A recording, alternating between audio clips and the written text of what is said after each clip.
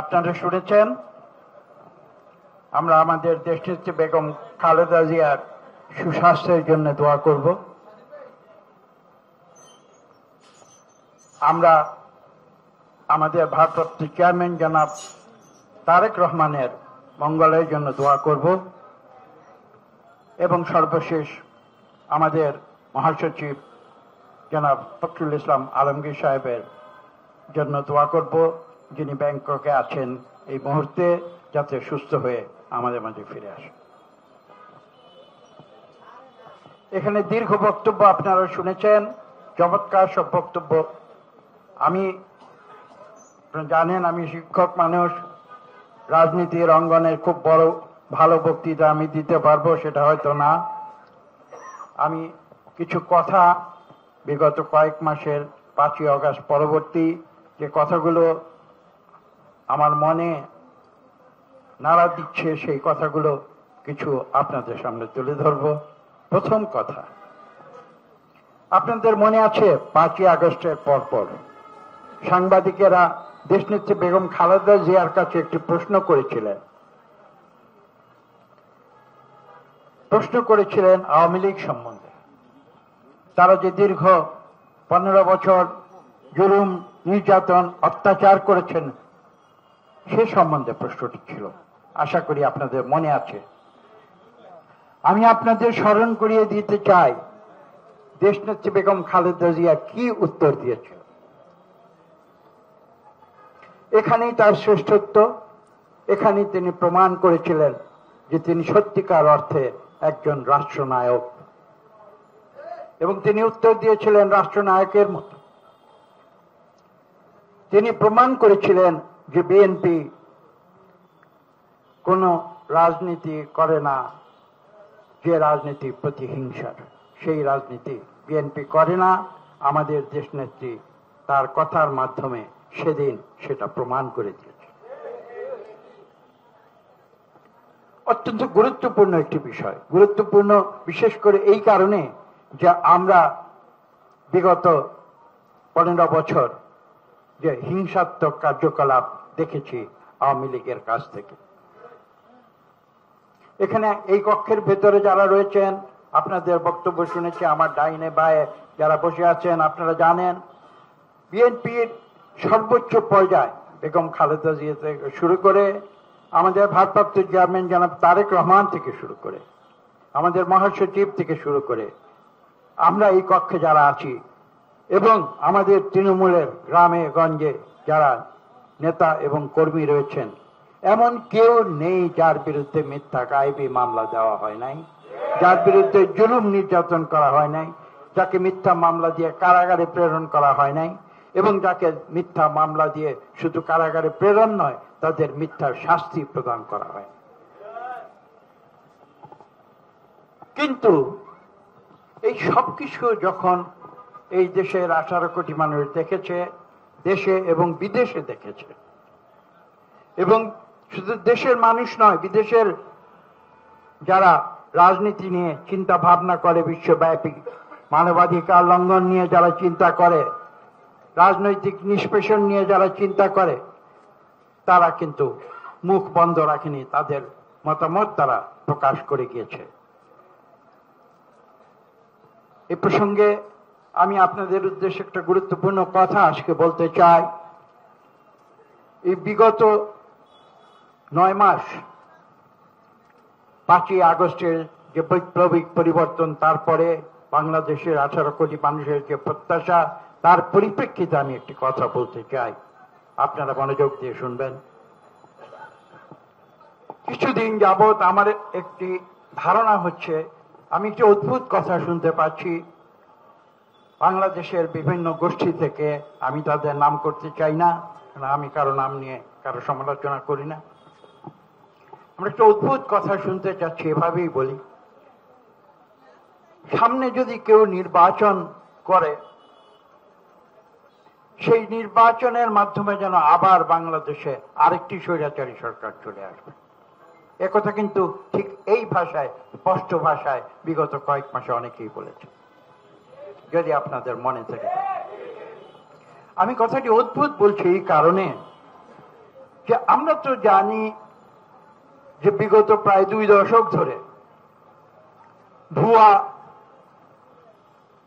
জালিয়াতির নির্বাচনের মাধ্যমে, সাজানো নির্বাচনের মাধ্যমে স্বৈরাচার এসেছিল, তারা বাংলাদেশকে কুক্ষিগত করে রেখেছিল। তাহলে কি আজকে যারা এই কথা বলছে তারা কি আসলে আগামীতে আরেকটি সেরকম জালিয়াতির নির্বাচনই করতে চায়, যে নির্বাচনের মাধ্যমে স্বৈরাচারী সরকারের আছে? আমি সেই প্রশ্ন আজকে সরাসরি আজকে যারা দেশ পরিচালনা করছেন এবং তাদের যারা সহযোগীরা রয়েছেন তাদেরকে আমি আজকে এই প্রশ্ন সরাসরি করতে চাই।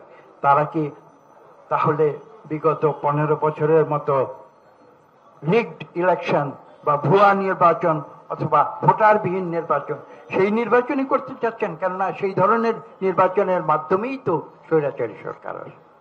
কোন সুষ্ঠু নিরপেক্ষ নির্বাচনের মাধ্যমে স্বৈরাচার আসতে পারে না। এবং যদি সেটাই সত্য হয় এবং যদি এই সরকার একটি আগামীতে সুষ্ঠু নির্বাচন, নিরপেক্ষ নির্বাচন করে, সেটা তারা বলেছেন যে তারা বিশ্বের বুকে নাকি একটি উদাহরণ হয়ে থাকবে, তাহলে সেই ধরনের নির্বাচনের মাধ্যমে কিভাবে একটি স্বৈরাচারী সরকার আসবে? আজকে আমি সেই প্রশ্ন বাংলাদেশের 18 কোটি মানুষের সামনে তুলে ধরতে চাই। দেখুন, ইঙ্গিত বিভিন্ন রকমের দেওয়া হচ্ছে। একটি ইংরেজিতে শব্দ আছে ন্যারেটিভ বলে, সেই ধরনের একটি ন্যারেটিভ বাংলায় আমি বলি একটি কল্প কাহিনী তৈরি করার চেষ্টা করা হচ্ছে। কল্প কাহিনীটি কি আমি খোলাখুলি ভাষায় বলি, কিছু মনে করবেন না। কল্প কাহিনীটি কি? আরে বিএনপি নাকি আগামীতে ক্ষমতায় আসলে দেশ নাকি রসাতলে চলে যাবে। আমি কিন্তু খোলাখুলি কথাটা বলে দিচ্ছি এই কারণে যে আমি রাজনীতির মারপেশ বুঝি না। আমার মনে যেটা আছে, যেটা আমি শুনি বুঝি, সেটা আমি মুখে বলে দিই। এই কথাটি কিন্তু এই ন্যারেটিভ, এই গল্প কাহিনী কিন্তু বিগত কয়েক মাস যাবৎ ছড়ানো হচ্ছে। এবং আজকে দেখুন, লক্ষ্য করুন কেন তারা এই কথা বলছে। তাহলে কি তারা সুষ্ঠু নিরপেক্ষ নির্বাচনকে ভয় পায়? তারা কি ইতিমধ্যেই বুঝে ফেলেছে যে বাংলাদেশের মানুষ একটি সুষ্ঠু নিরপেক্ষ নির্বাচনের মাধ্যমে কাকে ভোট দিয়ে এই দেশ পরিচালনার দায়িত্ব দেবে, সেটা কি তারা ইতিমধ্যেই বুঝে ফেলেছে?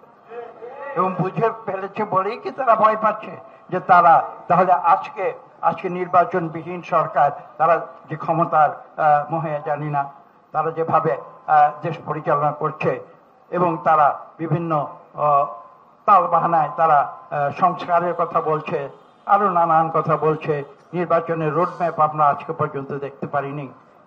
তাহলে তারা কি ভয় পাচ্ছে যে একটি সুষ্ঠু নির্বাচন, নিরপেক্ষ নির্বাচন হলে বাংলাদেশের মানুষ কাকে ভোট দেবে, তাহলে তারা তো সরকারি ক্ষমতায় থাকতে পারবে না, এই ভয়টাই কি তারা পাচ্ছে? এখানে অনেক কথা বলতে হয়, গুরুত্বপূর্ণ কয়েকটি কথা বলি। আমি খোলাখুলি কথা বলছি। এরকম ইঙ্গিত আমরা দেখেছি, পত্রিকায় দেখেছি, টেলিভিশনে অহরহ দেখছি, ফেসবুকে দেখছি। তারা নাকি বাংলাদেশের রাজনীতি সব বুঝে ফেলেছে। তারা বলছে কি, হ্যাঁ, এরকম ভাবে সংস্কার না করে আমরা যদি আরেকটি নির্বাচন দেই, তাহলে আবার যে আসবে তারা আবার স্বৈরাচারী হয়ে যাবে। আরে এটা কিরকম কথা? বিএনপি আবার কবে স্বৈরাচারী ছিল? বিএনপি আবার কবে স্বৈরাচারী ছিল? আমি ছোট্ট দিয়ে একটি উদাহরণ দিই। আজকের যে শিরোনাম, সেই শিরোনাম থেকে উদাহরণ দেব। দেশ নেত্রী বেগম খালেদা জিয়ার বিরুদ্ধে 35টি মামলা দিয়েছিল আওয়ামী লীগ। বিএনপি কি আওয়ামী লীগের যিনি সভানেত্রী তার বিরুদ্ধে একটি মামলাও দিয়েছে? দেয় নাই। তাহলে এই প্রশ্ন কেন আসছে? আওয়ামী লীগ বিএনপির মহাসচিবের বিরুদ্ধে 100-এর অধিক মামলা দিয়েছে। বিএনপি কি আওয়ামী লীগের সাধারণ সম্পাদকের বিরুদ্ধে একটি মামলাও দিয়েছে? একটি মামলাও দেয় নাই। তাহলে এই তুলনা কেন আসছে?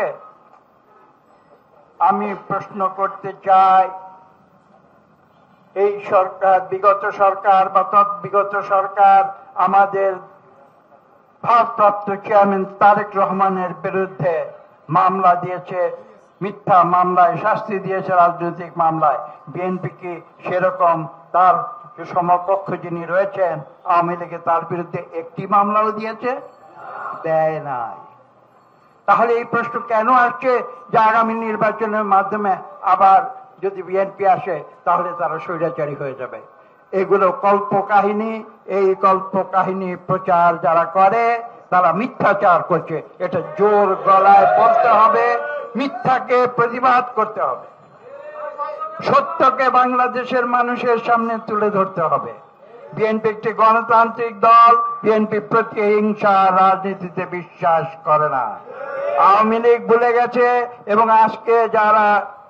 আজকে যারা জনগণের প্রতিনিধি নির্বাচন ছাড়া আজকে যারা নিজেদের জনগণের প্রতিনিধি দাবি করছে তাদেরকে চোখে আঙুল দিয়ে দেখিয়ে দিতে হবে যে ফেসবুকে মিথ্যা প্রচার করে রাজনীতি যে সৃষ্টি হবে, সেই রাজনীতি দিয়ে বাংলাদেশের মানুষ 18 কোটি মানুষের চোখে ধুলো দেওয়া যাবে না। এবং সে কারণেই আমরা গণতন্ত্রে বিশ্বাস করি বলে, আমরা উদার রাজনীতিতে বিশ্বাস করি বলে আমরা একটি সুষ্ঠু নিরপেক্ষ নির্বাচন চাই। আমাদের বুক, আমাদের হৃদয় পরিষ্কার। সেই সুষ্ঠু নির্বাচনে যদি আজকের ছাত্র দল বা নাগরিক দল অথবা আজকে যারা অন্তর্বর্তীকালীন সরকার তারা যদি নির্বাচিত হন, আমি সর্বপ্রথম তাদের স্যালুট জানাবো। আমরা গণতন্ত্রে বিশ্বাস করি, কিন্তু তারা জানে যে একটি সুষ্ঠু নিরপেক্ষ নির্বাচনে বাংলাদেশের জনগণ কখনো তাদের বিজয়ী করবে না। বক্তব্য আমি দীর্ঘ করতে চাই না, কিন্তু একটি বিষয় আমি বক্তব্য শেষ করার আগে স্পষ্ট করে দেব। যারা মনে করেন বিগত 2024 সালের জুলাই অগাস্টে বৈপ্লবিক পরিবর্তন এসেছে কেবলমাত্র জুলাই আগস্টের বিপ্লবের কারণে, তারা ভ্রান্ত ইতিহাস পাঠ করছে। তারা জানেন না 2024-এর জুলাই আগস্টে বাংলাদেশে যে বৈপ্লবিক পরিবর্তন এসেছে তার ভিত্তি সৃষ্টি করেছে বিএনপি সহ বাংলাদেশের সব গণতান্ত্রিক দল বিগত 15 বছরে তাদের আত্মদানের মাধ্যমে। বিএনপির আপনারা জানেন প্রায় 5 মিলিয়ন নেতা কর্মী মিথ্যা মামলায় তারা জর্জরিত হয়েছিল। বিএনপির নেতা কর্মীদের বিরুদ্ধে সর্বোচ্চ পর্যায় থেকে সর্বনিম্ন পর্যায় পর্যন্ত 1 লক্ষ মিথ্যা আজগুবি গায়েবী মামলা দেওয়া হয়েছিল। আমরা জানি অত্যাচার নির্যাতন কি জিনিস, কিন্তু আমরা অন্যকে সেই অত্যাচার নির্যাতন করি না। আজকে যারা বড় বড় কথা ভুলে গেছে তারা বিএনপির আদর্শ সম্বন্ধে তারা অজ্ঞ। আমাদের শহীদ প্রেসিডেন্ট জিয়া রহমান বিএনপির প্রতিষ্ঠাতা সভাপতি, যিনি স্বাধীনতার ঘোষক ছিলেন শুধু নয়, যিনি বাংলাদেশকে বিশ্বের বুকে অনন্য উচ্চতায় নিয়ে গিয়েছিলেন, তিনি স্পষ্ট ভাষায় বলেছিলেন ব্যক্তির চেয়ে দল বড়, দলের চেয়ে দেশ বড়। আমরা সেই আদর্শে বিশ্বাস করে আমরা রাজনীতি করি। আমরা দেশনেত্রী বেগম খালেদা জিয়ার যে আপোষহীনতার রাজনীতি করি। আমরা আমাদের ভারপ্রাপ্ত চেয়ারম্যান জনাব তারেক রহমানের যে পরিশ্রম, যিনি বিগত প্রায় 1 দশক ধরে এই বাংলাদেশে যে বৈপ্লবিক পরিবর্তন হয়েছে তার পটভূমি যিনি সৃষ্টি করেছেন, আমরা সেই রাজনীতি করি। আমরা মানুষের জন্য রাজনীতি করি। কাজে কোনো ভ্রান্ত ভুল ধারণা, গল্প গুজব, ফেসবুক ফেক নিউজ দিয়ে বাংলাদেশের 18 কোটি মানুষকে বিভ্রান্ত করতে কেউ পারবে না। আমরা ইনশাআল্লাহ যে গণতন্ত্রের জন্য বাংলাদেশ সৃষ্টি হয়েছিল, দেশনেত্রী বেগম খালেদা জিয়ার নেতৃত্বে, জনাব তারেক রহমানের নেতৃত্বে, আমরা বাংলাদেশের 18 কোটি মানুষকে আমরা সেই গণতন্ত্র পুনরায় উপহার দেব। এই প্রত্যাশা ব্যক্ত করে আজকে এখানে দোয়া মাহফিল হবে। দোয়া মাহফিলে আপনি দোয়া করবেন আমাদের দেশ নেত্রীকে যেন আল্লাহ সম্পূর্ণ সুস্থ করে দেন, আমাদের জনাব তারেক রহমান সাহেবকে সম্পূর্ণ সুস্থ করে দেন, আমাদের মহাসচিবকে সুস্থ করে দেন। সবাইকে ধন্যবাদ।